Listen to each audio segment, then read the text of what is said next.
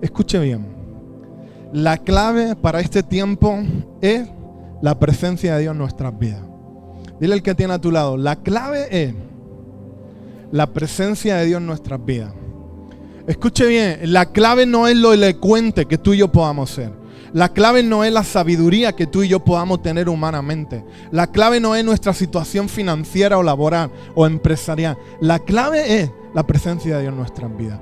La clave para la solución a tu matrimonio, la presencia de Dios. La clave para nuestra situación familiar, la presencia de Dios. La clave para nuestra situación como iglesia, si queremos ser influyentes y queremos avanzar y multiplicarnos, la presencia de Dios.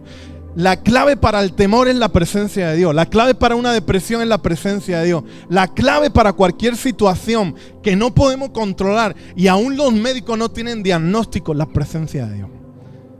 Dice el salmista, me encanta David, en el Salmo 139, versículo 7. Y ahí dice, jamás podría escaparme de tu espíritu. Jamás podría huir de tu presencia. David era un entendido. Y debería de ser una oración de cada uno de nosotros. De tener el deseo y el anhelo de jamás podremos escaparnos de su espíritu. Jamás podremos huir de tu presencia. O sea, a mí hay algo en este tiempo y sobre todo en el vacacional. Donde pensamos, yo estoy a favor de las vacaciones. Yo tengo una gana de irme con mi familia increíble. Pero yo por mi asombro, por mi cabeza, ni asombro, se me pasa pasar un domingo y no congregarme. En el Señor no hay vacaciones, hermano. Tú puedes hacer lo que tú pretendas hacer o puedes hacer lo que tú quieras hacer. Yo no concibo la vida sin poderme congregar. Si estoy en Madrid, a Madrid. Si estoy en Asturias, vayamos y conozcamos. Y si estoy en Guatemala, vayamos y conozcamos. O sea, ¿por qué hoy el pensamiento que nos rodea tiene tanto que ver? Que al final todo lo que nos contamina tiene siempre que ver con el que huyamos de su espíritu y el que no valoremos su presencia. Escucha bien, iglesia. Tú y yo somos unos privilegiados de poder estar reunidos hoy. Hay muchos en otras partes donde están bajo subterráneo o donde quizás no pueden reunirse. Y están buscando a Dios, leyendo la palabra, cantando con su familia, etcétera, etcétera, etcétera. Yo siempre le dije a Dios, y en los momentos de más dificultad, donde quizás todo se cae, todo se derrumba, y quizás tú no sabes a dónde te va a congregar, o qué es lo que va a pasar, o qué es lo que va a acontecer. Señor, guárdame de que siempre tenga un lugar para congregarme. Guárdame que siempre tenga una familia para celebrar. Guárdame que siempre tenga un lugar donde crecer, un lugar donde avanzar. Y somos privilegiados de poder estar juntos y poder crecer y poder avanzar. Escuchen bien, yo necesito vacaciones laborales, pero yo no necesito vacaciones de la presencia y del Espíritu del Señor. Todo lo contrario, yo intento que mis vacaciones sean para invertirlas en el reino y me sirvan de edificación en mi vida. Si me voy a México con una misión de vacaciones, estoy loco por ver iglesias en avivamiento. Si voy a Estados Unidos, mis hermanas, hacemos plan, estaremos un día o dos. Yo quiero seguir aprendiendo, quiero seguir estudiando, quiero seguir conociendo lo que Dios está haciendo en las diferentes partes del mundo. Es lo que yo enseño y no es lo que tú tienes que practicar. Pero sí te pido que en base al texto del Salmo 139:7 tú puedas analizar por qué en muchos momentos de nuestra vida queremos escaparnos de su espíritu y también huir de su presencia. La realidad también es muy difícil para muchos de nosotros, y es que su espíritu es el que incomoda nuestras vidas y su presencia es el que rompe toda la fortaleza de nuestro corazón, y su presencia siempre entra hasta lo más profundo, hasta donde hombre, mujer, doctor, psicólogo no puede llegar, pero la presencia de Dios entra y de pronto ¡chum!, nos penetra hasta lo más profundo. En esta serie que comienzo quiero que podamos aprender, valorar y entender un poquito más de la presencia de Dios. Yo no lo sé todo, ni tampoco pretendo saberlo todo. No estoy llamado a saberlo todo. Pero en base a lo que yo sí he aprendido, en base a lo que yo sí puedo en este tiempo estar recibiendo, pues sí te estoy predicando algo, no que me lo han contado en un libro o me lo han contado en una fábula. Estoy compartiendo algo contigo que estoy recibiendo en mi corazón. y que quizás no lo tengo al 100%, pero estoy recibiéndolo en mi corazón y creo que era el momento de compartirlo contigo. Y si algo necesitamos, y si te das cuenta, desde Entre Amigos venimos hablando acerca de reverencia, tener conciencia. O sea, hermano, Dios está entre nosotros. Y a veces parece que es lo menos importante cuando es lo más sublime, lo más importante. Lo más importante no es todo lo que hoy decoramos, todo lo que hay a nuestro alrededor. Lo más importante es que si hoy estamos en este lugar y podemos celebrar en un lugar habitado, en un lugar preparado, acondicionado, gloria a Dios. Pero si mañana este lugar no está y tenemos que reunirnos en un terreno, en un campo, en cualquier otro lugar, que también tengamos conciencia de que el mismo Dios es el que está en medio.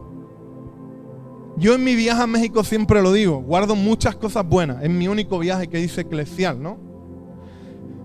Espero poder conocer otras partes del mundo, pero en mi viaje a México yo veía una iglesia en crecimiento, en avivamiento, y wow, es una pasada. No es lo mismo adorar a Dios con 50, que ya es un milagro en España, o con 100, que adorar a Dios con 2.000 o 3.000 o 4.000 o 5.000 y colas en la puerta. No es lo mismo. El ambiente es otro, se respira otro rollo, ¿no? Más ánimo, otra historia, más facilidad en todo eso.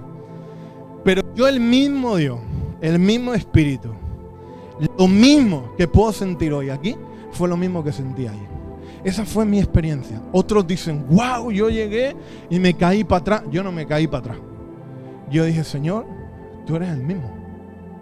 Aquí, allí, en África, en Europa y en las diferentes partes del mundo. Entonces todo esto nos tiene que despertar un deseo de conocer más la presencia de Dios, de tener conciencia de que Dios está entre nosotros, de tener memoria de que, wow, aquí está lo más sublime, lo más importante.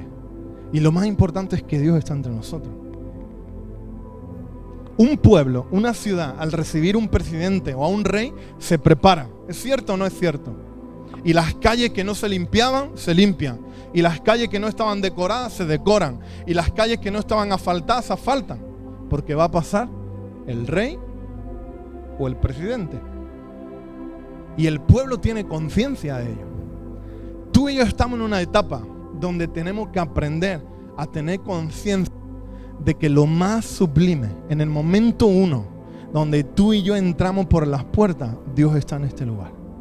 Desde el segundo uno, Dios está entre nosotros. Desde la milésima de segundo, el Espíritu Santo está entre nosotros. Y debemos de tener presente de que lo sublime, lo importante, no somos nosotros, sino es Él. Y hoy vamos a aprender un poco más. ¿A cuánto le gustan el sur? Bueno, el sur, como yo digo, no, el sur, bueno, da igual, el surf, el sur. Alisa, ¿cómo es? El sur. Alisa, cuando se vaya para Estados Unidos, va a decir, yo aprendí un castellano andaluz. Yo de chico, cuando mi padre tenía un van, había unos amigos de él y todo el rollo que iban a la playa a surfear. Yo fui una vez o dos veces. Y a mí me encantaba una tabla de madera, tirarla en la orilla. Estaba un poco más ligero, ¿sabes? También. Era más joven. Y me ponía en lo alto a la tabla. Y era una adrenalina increíble poder coger esa olita en la orilla. ¿Cuántos han hecho eso alguna vez? Algunos no tienen ni idea. ¿No lo habéis visto? Una madera, no era una tabla, hoy los niños quieren tabla, era una madera del carpintero y tirábamos con un poquito de forma, la tirábamos en la orilla y ahí te caía y todo ese tipo de historia, ¿no? Dicen los surferos que cuando están surfeando olas grandes lo llaman bailando con Dios. Qué curioso, ¿no? Dice, un surfero identifica su deporte como algo espiritual. Uno nunca sabe cuánto sabe surfear hasta que te metes dentro de la ola. Hay surferos expertos en nuestras aguas que son unos verdaderos máquinas. Pero luego cuando van a una ciudad de Portugal, no caigo ahora el nombre, Nazaré, y ahí se adentran a olas súper grandes, se la tienen que jugar, porque ellos no saben si van a ser capaces de surfear o de aguantar ese tipo de olas. Y todo eso tiene que ver con lo que nosotros hacemos cuando adoramos. Entramos en la profundidad de las aguas donde estamos adorando a Dios. Y puede ser que nos caigamos, que fallemos una, otra. Pero si algo tenemos que aprender en esta temporada, es aprender a surfear en la presencia de Dios. A poder deleitarnos bailando en la presencia de Dios. A poder disfrutar cada ola de la presencia de Dios. A poder disfrutar cada momento en la presencia de Dios. Dice, aquellos que surfean, ven con sus ojos, se balancean con sus brazos para aguantar el equilibrio y sienten con sus pies. Ellos sienten a la perfección la velocidad de la ola. Ellos con sus manos balancean su equilibrio y siempre con la visión están atentos. La aplicación. Necesitamos entender que debemos de aprender a ver con nuestros ojos espirituales, a balancearnos por medio de la fe y andar siempre en su presencia. Siempre en su presencia. Aprender a disfrutar de su presencia es el lugar más privilegiado en el que podemos reposar y descansar. Escuche bien, la presencia de Dios no es algo físico que podemos controlar o decir cuándo baja o cuándo sube. La presencia de Dios no la podemos controlar. Y esto es la base número 1 para que tú y yo podamos aprenderla. La presencia de Dios no podemos decir si es ahora o es más tarde. No podemos ni creernos dueños de la presencia de Dios. Hay una historia en la Biblia, la de los filisteos. En el transcurso de la historia, los filisteos estaban en guerra con los israelitas y ellos habían sufrido una derrota. Y el pueblo perdió el arca. Te voy a hablar del arca. El arca era como un cofre donde era el lugar donde estaba la presencia de Dios, que cayó en manos de los filisteos. Durante 7 meses todos los que vivían alrededor de ese cofre, escucha bien esto porque es la clave. El pueblo de Dios derrotado, el cofre donde estaba la presencia de Dios, el arca, se lo llevaron los filisteos. Ese lugar representaba el lugar donde reposaba la presencia de Dios. Escuche bien.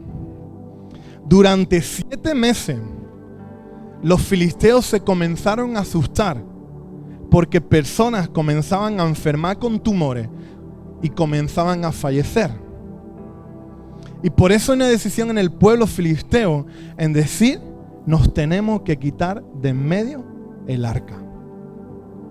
Esto nos tiene que decir, con la presencia de Dios no se juega. Punto número 1. Yo no es cuestión de, hey, esta semana tengo power, wow, y la semana que viene no tengo power, que pase la reunión ya. Escuche bien, iglesia. Con la presencia de Dios no se juega. Número 2.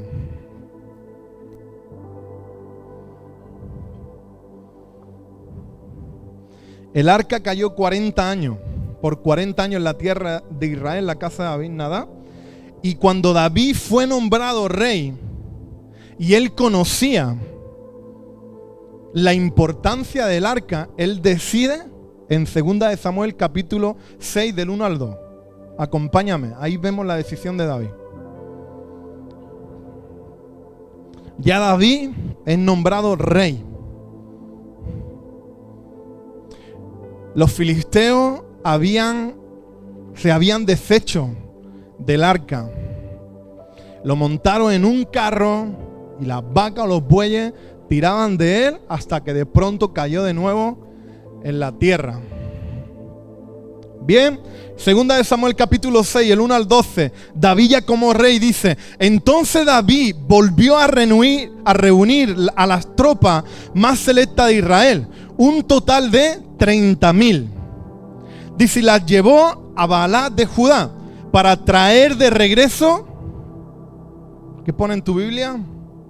para traer de regreso el arca de Dios que llevaba el nombre del Señor de los ejércitos celestiales, quien está entronizado entre los querubines.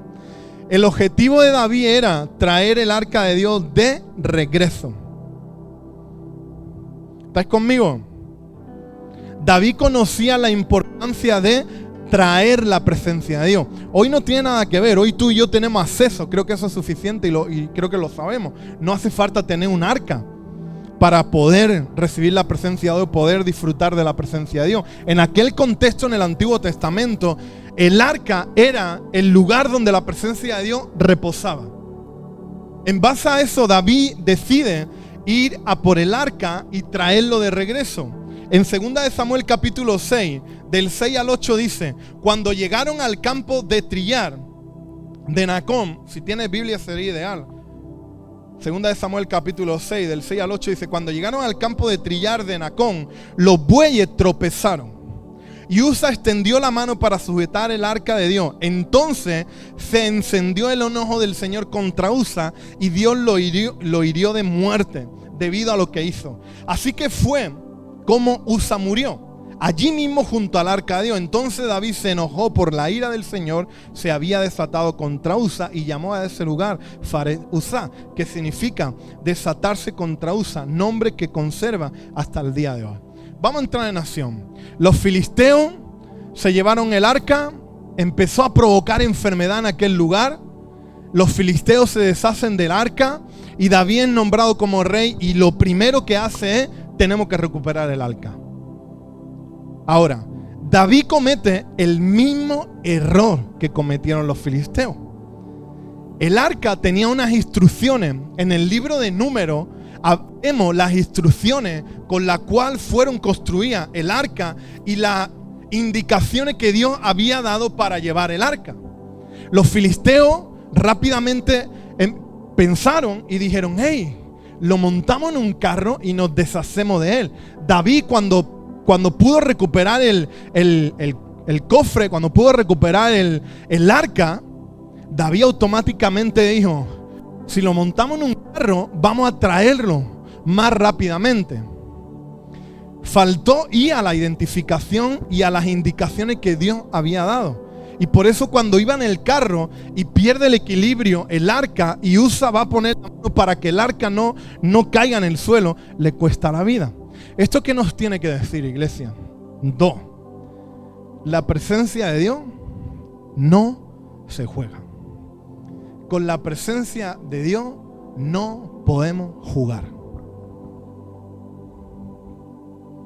Con la presencia de Dios no podemos desestimarla, ni tener falta de reverencia, ni falta de memoria, ni falta de conciencia. Dice: el arca era la cuna de la presencia de Dios.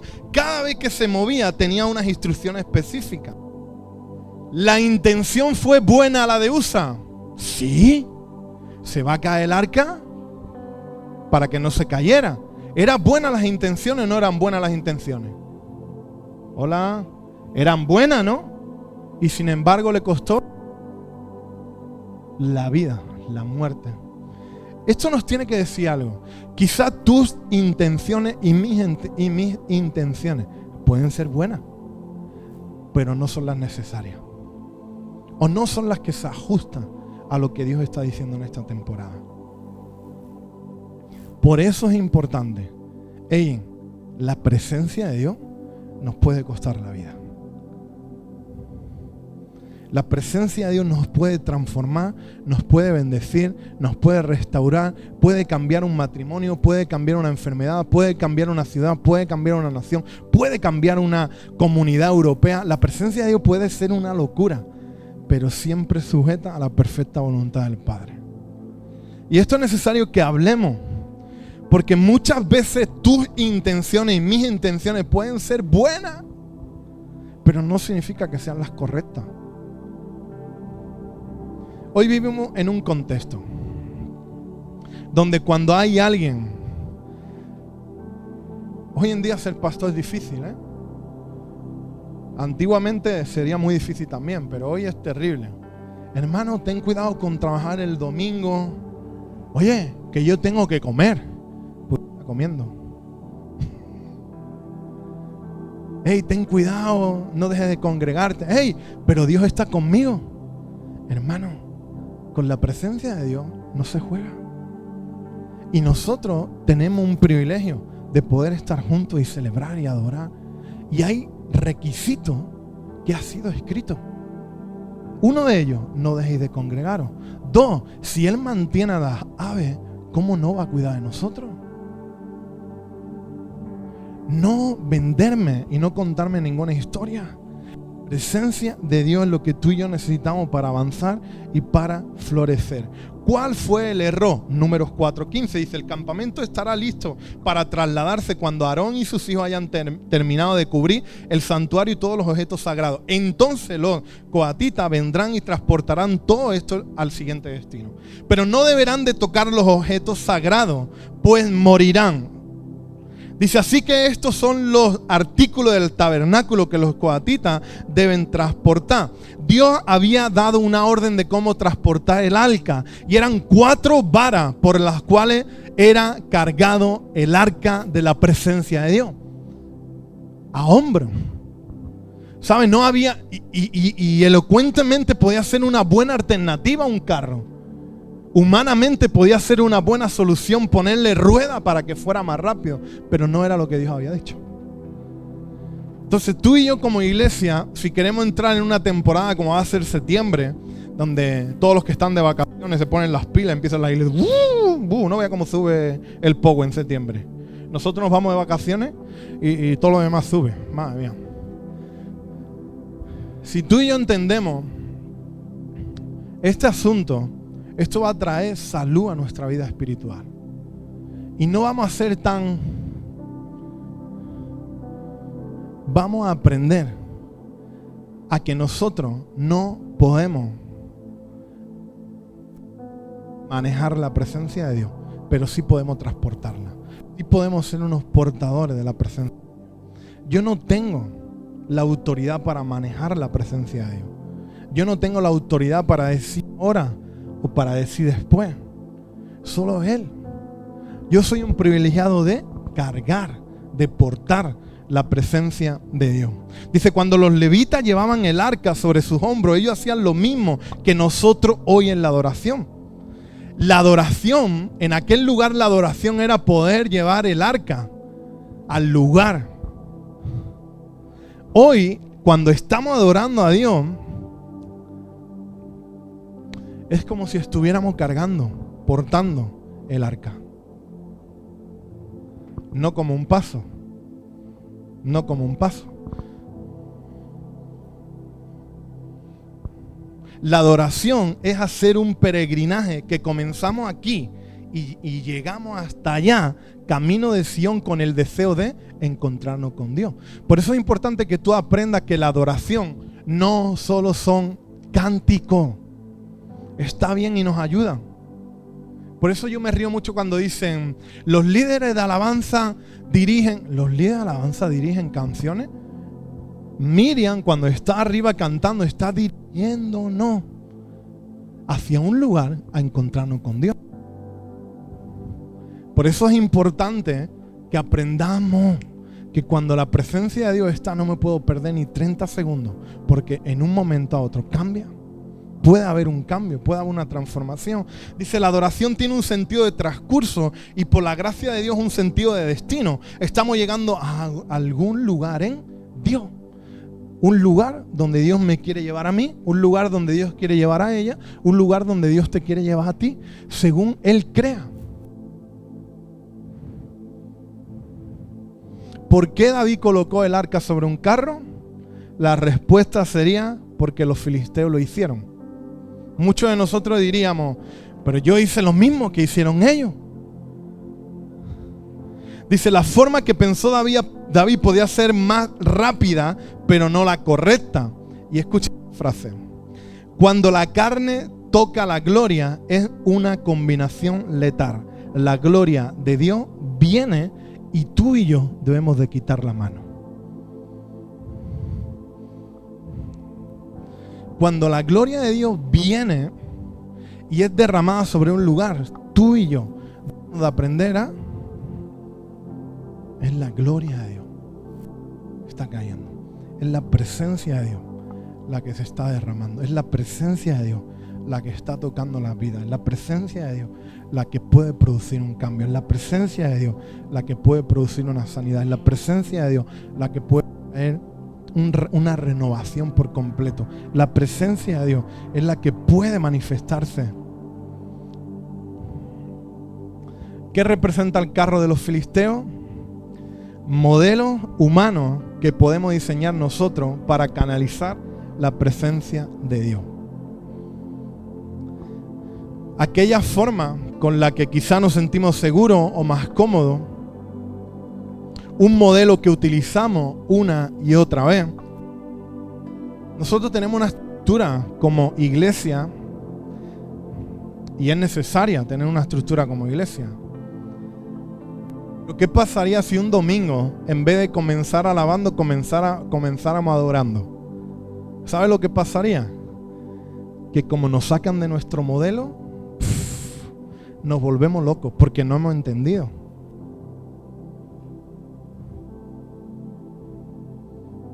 No hemos entendido. La adoración no es predecible en Dios. La adoración es tener una relación fresca y siempre que vayamos a Él, Él nos va a dar una frescura. La adoración en Dios tiene que ver con una actitud de redención de nuestro corazón por completo. Por eso es importante cuando tú y yo, comienza a orar a Dios, comienza a hablar a Dios, comienza a expresar lo que hay en tu corazón a Dios. Eso es adoración.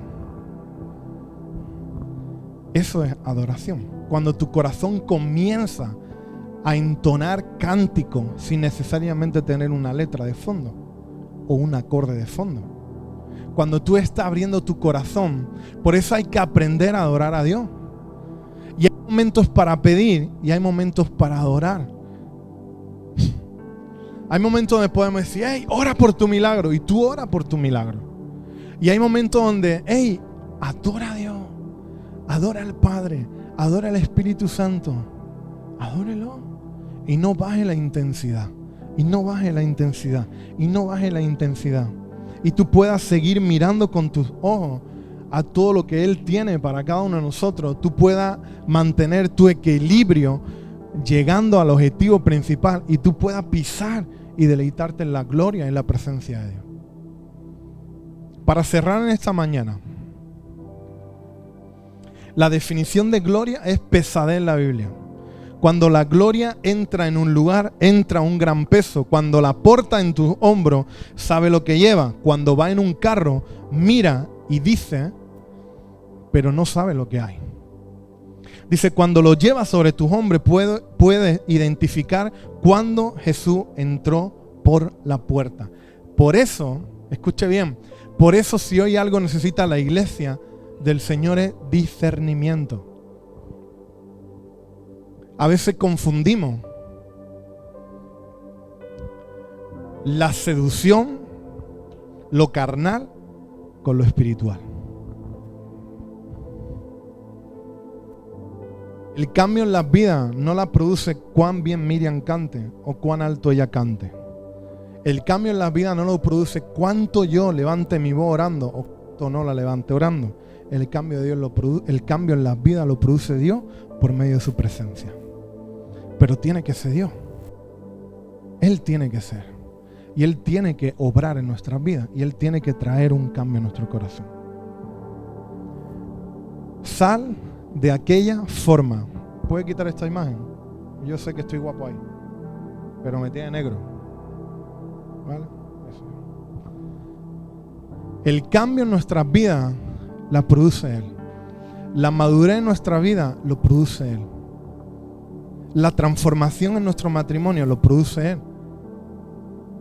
El avívame que hemos estado estudiando y hemos estado RQR en la otra serie, lo produce Él. Pero hay una clave.